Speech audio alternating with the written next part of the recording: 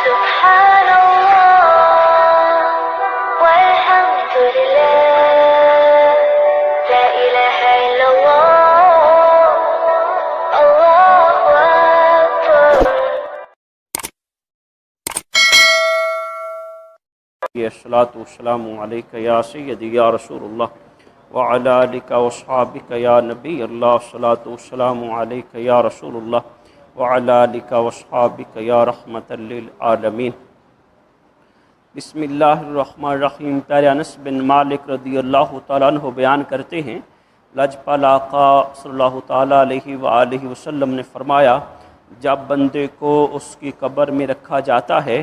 اور اس کے اصحاب واپس چلے جاتے ہیں تو وہ بندہ ان کی جوتیوں کی آہٹ سنتا ہے.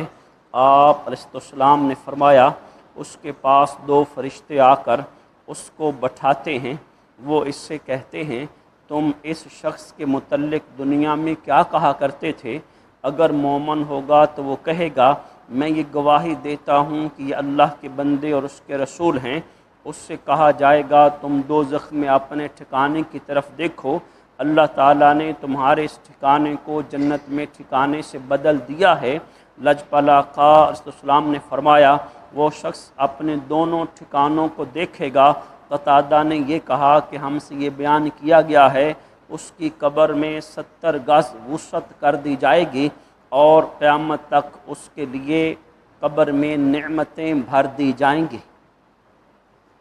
یہ صحیح مسلم کی حدیث نمبر 7088 ہے. اور جیسا کہ آپ نے پہلے بھی اس مضمون کی کئی احادیث سنی ہیں کہ میرے محبوب صلی اللہ علیہ وسلم نے فرمایا کہ جب تم مردے کو قبر میں رکھتے ہو اور واپس پلٹتے ہو تو وہ تمہارے چلنے کی، تمہاری جوتیوں کی آہٹ بھی سنتا ہے. ہاں جی، یہ دراصل جو ہماری فرقہ واریت کا ایک سلسلہ ہے نا، میں سمجھتا ہوں ایمان والوں میں جو فرق ہے نا، اختلاف رائے ہے، وہ الفاظ کا ہیر پھیر ہے. جس بندے نے جو الفاظ ترتیب دے لیے اپنے عقیدے کے لحاظ سے، وہ اس پر مصر ہے، اس پر ڈٹا ہوا ہے. ایسے ہی اب یعنی ہم اس بات کو دیکھیں کہ اللہ سنے کے محبوب نے فرمایا، صحیح مسلم کی حدیث ہے، حدیث نمبر میں نے بتا دیا، بلکہ کئی حدیثوں میں امام مسلم نے یہ روایت نقل کی ہے کہ لجپال آقا نے فرمایا، میت کو قبر میں رکھا جاتا ہے تو وہ لوگوں کے واپس جاتے وقت ان کی جوتوں کی آواز سنتا ہے. حدیث نمبر 7089 بھی اسی الفاظ کے ساتھ ہے اور 7090 بھی انہی الفاظ کے ساتھ ہے. تو وہ بندہ جب قبر میں اوپر سے آنے والوں کے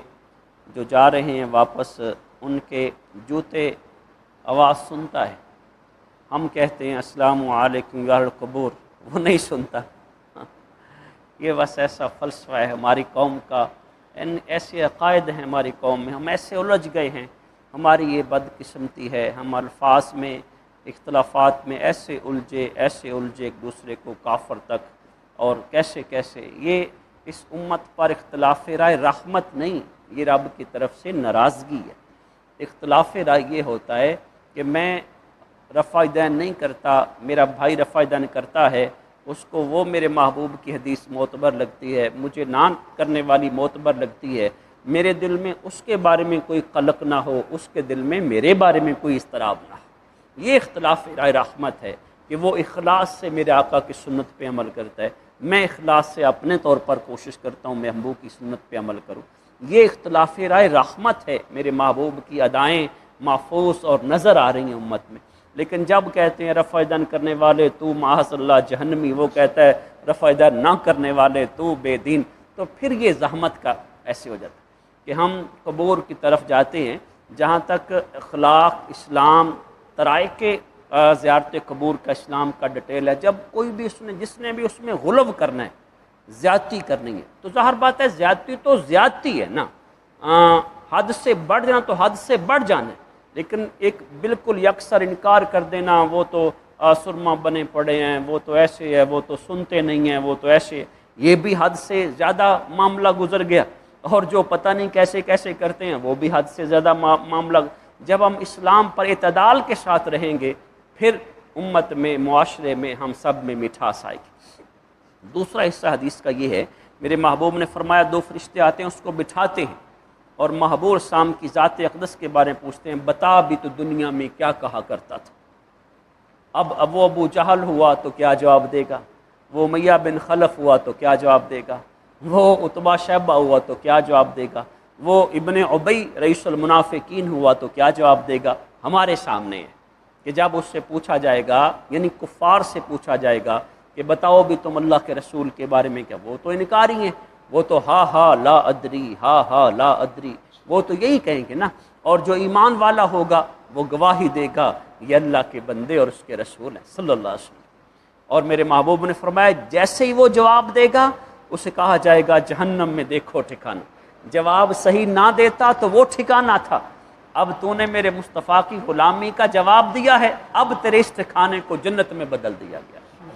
جب مومن اقرار کرے گا قبر میں یہ اللہ کا رسول ہے، یہ اللہ کا بندہ، یہ اللہ کا محبوب ہے، تو اللہ سونا اس جواب کی برکت سے اس کے جہنم کے ٹھکانے کو جنت میں بدل دیں گے۔ اور پھر اگلی حدیث ہم آگے پڑھیں گے انشاءاللہ کہ وہاں دین کے بارے میں، رب تعالیٰ کی ذات کے بارے میں سوال ہوگا۔ دراصل کئی حدیثوں میں یہ مضمون امام بخاری نے بھی نقل کیا اور حدیث میں بھی ہے، میرے محبوب شام کی ذات اقدس نام مبارک لے کے تو پیارے محمد علیہ السلام کے بارے میں دنیا میں کیا کہا کرتا تھا۔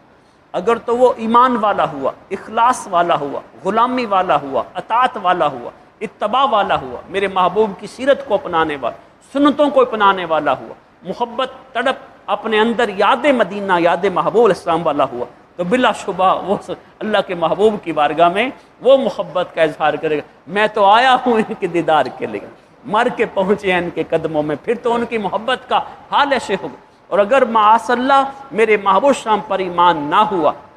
یا منافقت کی طرز کا ایمان ہوا، یا یہاں سے دکھ برا اسلام کا طرز، اسلام کے میرے آقا کی سیرت سنت سے انکاری یا ٹکراؤ والا ہوا، کیا جواب دے گا وہ قبر میں؟ میرے محبوب کے سامنے کیا منہ کھولے گا؟ میرے محبوب کی ذات کے سامنے وہ اپنی دنیا کی غفلت کی زندگی کا کیا جواب، کیا اس کے پاس عذر ہوگا؟ میرے محبوب اسلام نے فرمایا جب وہ رحمت والا، اللہ کی برکت والا، اللہ کی توفیق والا جواب دیتا ہے، اس کی قبر کو کئی گز تک، یہ ایک عدد ہے، تعداد ہے ہمارے سمجھانے کے لیے، اللہ سبحانہ تحد نگاہ کشادگی فرما دیتا ہے۔ اور میرے محبوب نے فرمایا قیامت تک جو اس نے برزخ میں رہنا ہے، اللہ سونا اپنی رحمت سے اس کی قبر کو نعمتوں سے بھر دیتا ہے۔ پیارے ایسی ساتھیوں، میرے محبوب کی قبر میں پہچان کے لیے، وہاں قول ثابت کے اقرار کے لیے، بلا شبہ جب یہاں ہم اللہ اس کے رسول کی اطاعت کریں گے، ہم قرآن اسلام کو، میرے محبوب کی سیرت کو، میرے محبوب کی محبت کو گلے لگا کے زندگی گزاریں گے، انشاءاللہ جب قبر میں اٹھیں گے، جیسا کہ حدیث میں آتا ہے کہ جب قبر میں اٹھنا ہوتا ہے، عصر کی نماز کا وقت ہوتا ہے، جب نمازی ہوتا ہے نا، وہ بھی ٹھہرو نکیرین، میں نماز تو پڑھ لوں، اس کو احساس میں نماز تو پڑھ لوں، در حقیقت حساب قبر تو اس کا مکمل ہو گیا، اور وہ